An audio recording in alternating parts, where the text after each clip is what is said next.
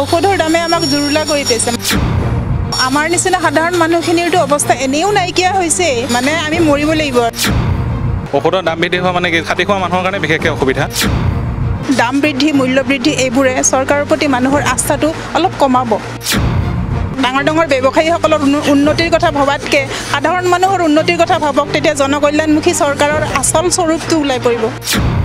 হয় যেহেতু কাইলৈ 1 এপ্ৰিলৰ পৰা বৃদ্ধি পাব আমাৰ সকলোবিলাক সচৰাচৰ ব্যৱহৃত মেডিচিনৰ দাম আৰু এই মুহূৰ্তত আমি জি এছ ৰোডত অৱস্থিত এখন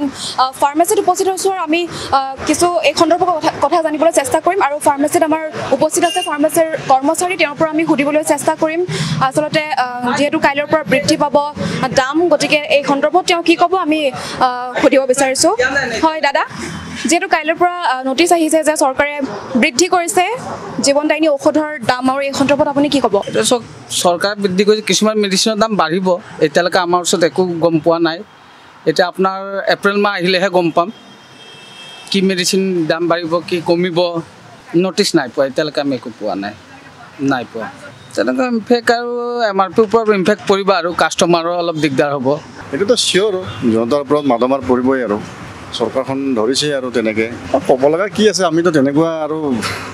বেলেগ হেৰি কৰিব নোৱাৰোঁ আপোনালোকে কথাটো গম পাইছেনে নাই যে কাইলৈৰ পৰা 800টা মেডিচিন এণ্টিবায়'টিক আৰু 800টাকৈ মেডিচিনৰ দাম বৃদ্ধি পাব এনে শুনিছোঁ আপোনাৰ শুনি পাইছোঁ কি কৰিবতো একো নাই আমাৰ উপায় চৰকাৰ প্ৰশাসনক লৈ কিবা ক'ব নেকি নাই একো নকওঁ এইবিলাক আমি উপস্থিত আছোঁ JMCHৰ কেইখনমান ফাৰ্মাচীৰ আগত আমি উপস্থিত আছোঁ আৰু তেওঁলোকৰ পৰা আমি এই সন্দৰ্ভত কিছু কথা জানিবলৈ চেষ্টা কৰিম যিহেতু কাইলৈৰ পৰা বৃদ্ধি পাব জীৱনদায়িনী ঔষধৰ দাম আৰু সচৰাচৰ আমি যিসমূহ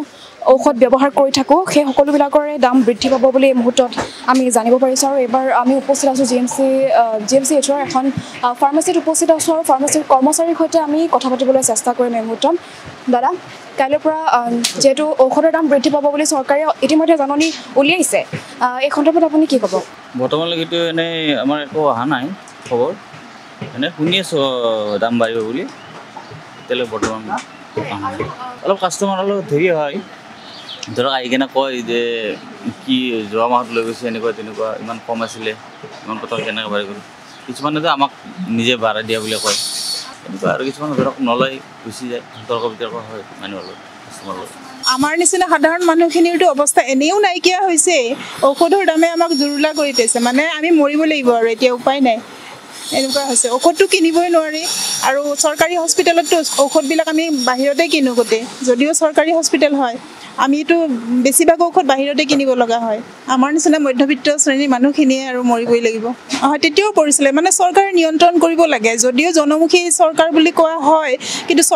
জনসাধাৰণৰ বিশেষকৈ মধ্যবিত্ত আৰু নিম্ন মধ্যবিত্ত মানুহখিনিৰ অৱস্থা দিনে দিনে বেয়াৰ ফালে গৈ আছে নিশ্চয় চৰকাৰৰ প্ৰতিতো আমাৰ সদায় এটা অনুৰোধ থাকে যে চৰকাৰে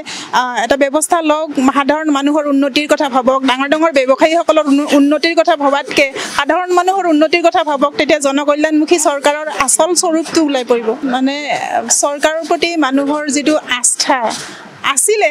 কিন্তু এই ঘটনাবোৰে দাম বৃদ্ধি মূল্য বৃদ্ধি এইবোৰে চৰকাৰৰ প্ৰতি মানুহৰ আস্থাটো অলপ কমাব প্ৰভাৱ বুলি এতিয়া কেনেকৈ একো আমিতো ক'ব নোৱাৰিম কেনেকুৱা প্ৰডাক্টৰ দামটো বাঢ়ে